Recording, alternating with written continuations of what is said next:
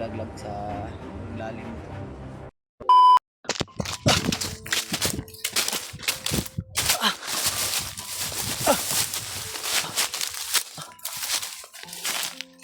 Tol.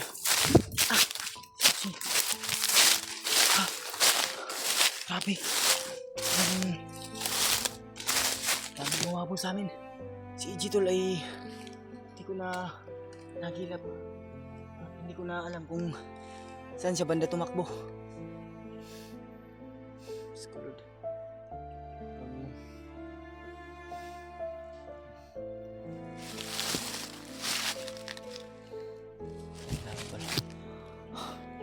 Ito kami napadpad tol. Diyos ko. Sana si EJ. Magdasal niyo po tol na sana ay walang mangyari sa kasamahan natin. Pinilit talaga namin tol na hindi na tayo walay. Ang problema ay sobrang dami rin kalaban na ano namin sa gupa. Kaya wala akong ibang inisip tol, hindi tumakbo na lang dahil ang dami talaga tol mahabol sa amin. Akala ko nga ay kasunod si EJ sa akin.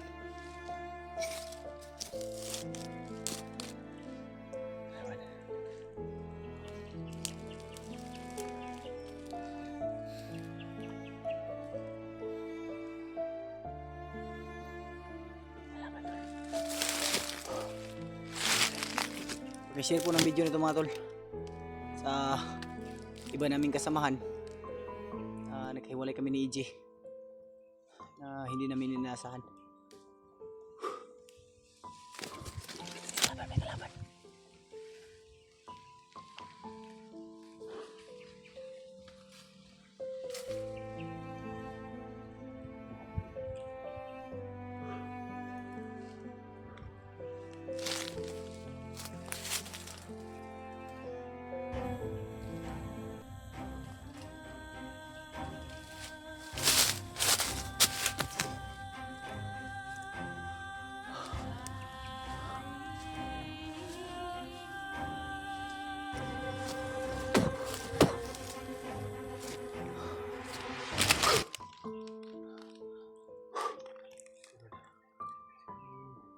Daming kalaban yung area dito tol.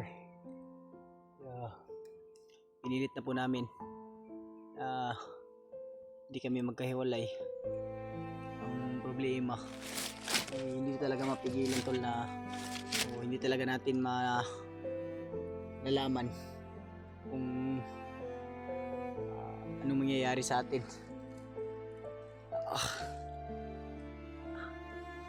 Walang nangyaring masama kay EJ. Sana rin ay pagtagpuin kaming muli. Sobrang dami ng problema ngayon tol. May mga iba pa tayong kasamahan na nabibihag. Kaya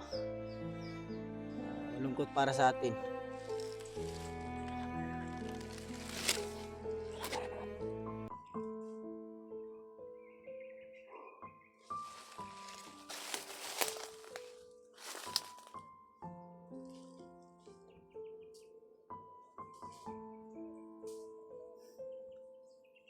Kalaban na naman tol.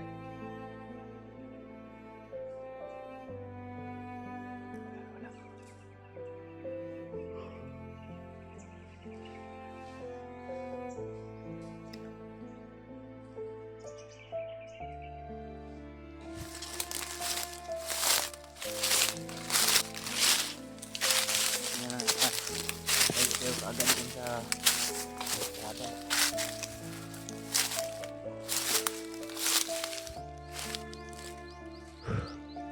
Diyos ko po.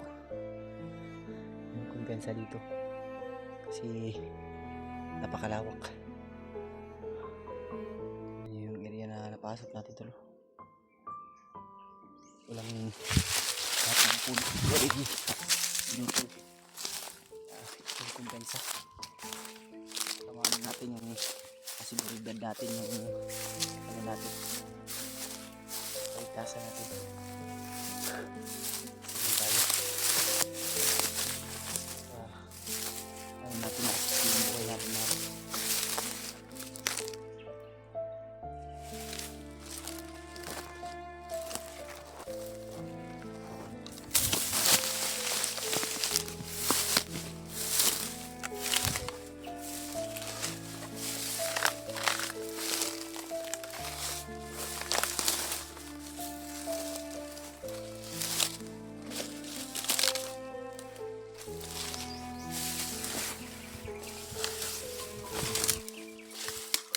Kaya si G na.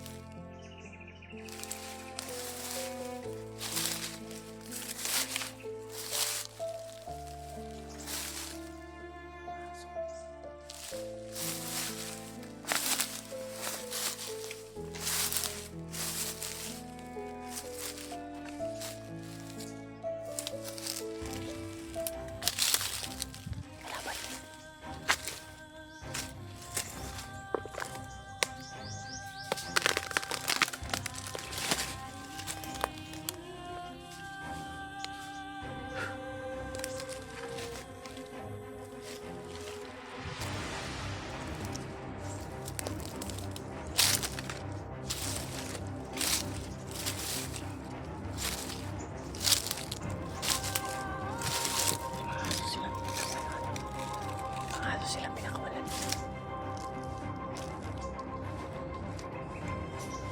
Praise the Lord.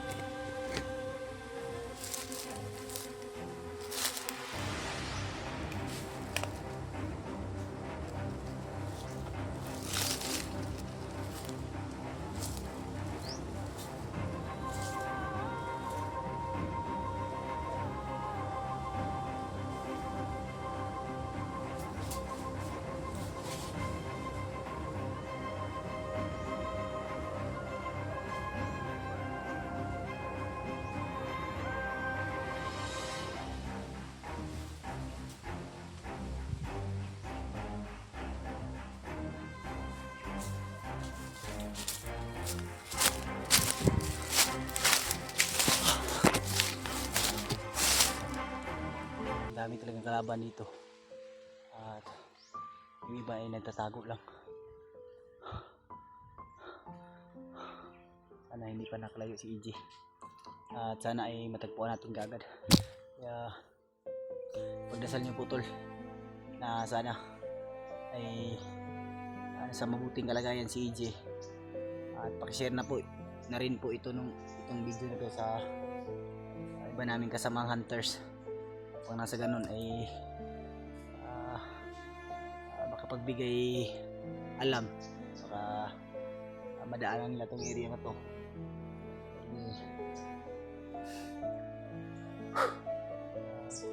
Malakas talaga yung kutob ko ngayon tol, na iwan ko kung nahuli si EJ, hindi natin alam. So, kung sakasakali man tol na maka-upload siya ay pakishare na rin po sa akin yung video niya kung malaman natin na ligtas siya mga tol.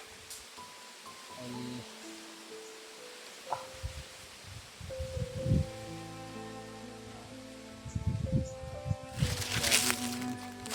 nangyari sa atin ngayon, talagang sinusubok tayo ng panahon o tadhana.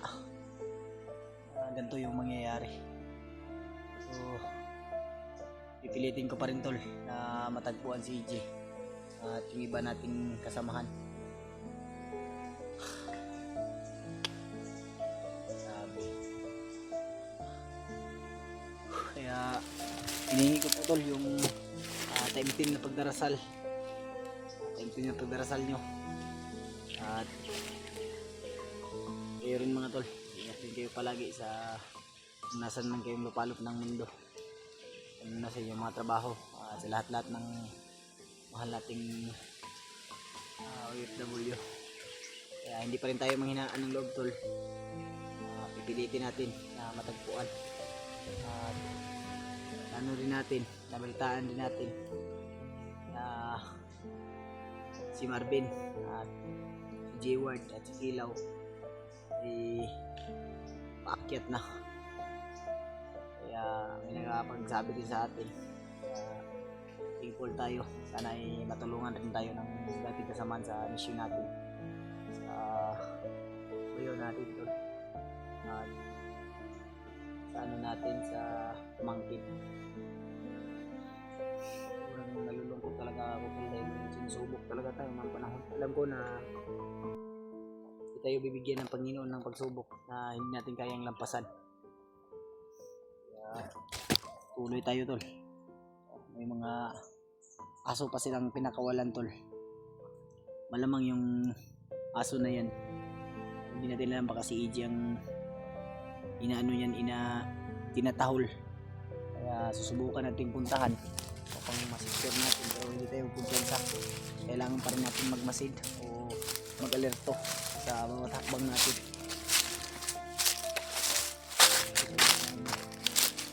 Problema natin yun na mating sa ating buhay to. So, kaya natin to. Alam ko na malalagpasan ko to.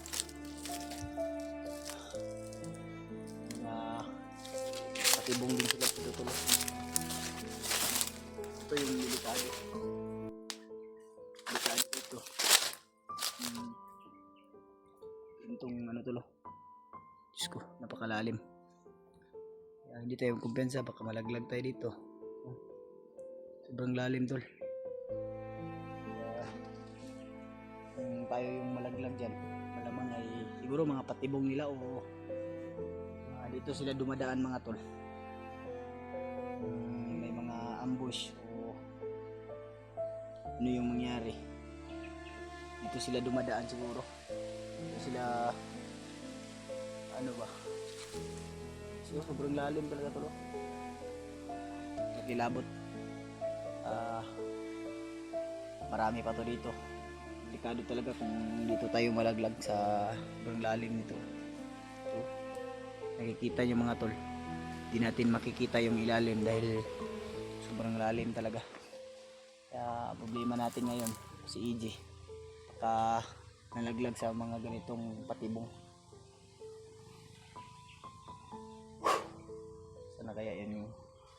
Sana kaya yung samahan natin ngayon tol.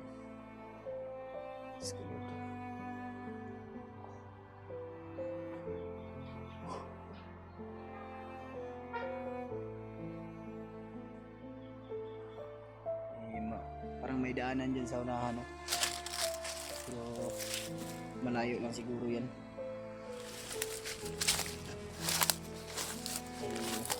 Taga lang siguro yan ang hangin.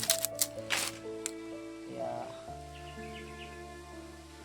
ano dito banda.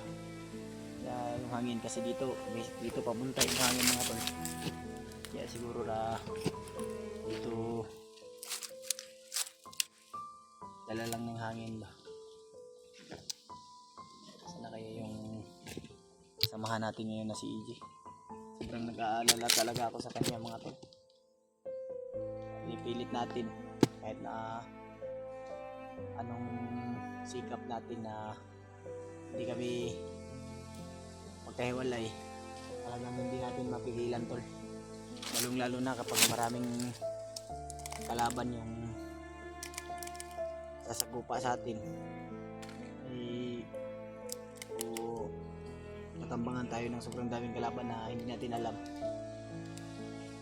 Yun talaga yung isang problema natin mga tol. Pero sinisikap po talaga namin.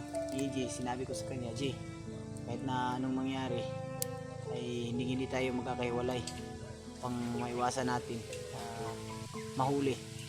Dahil yung mission natin ay kailangan pa natin na tapusin. Ang problema ngayon kasi may mga nagsasabi rin na iba tol na hindi kami magkahiwalay ni EJ dahil may mga iba tayong kasamahan na huli.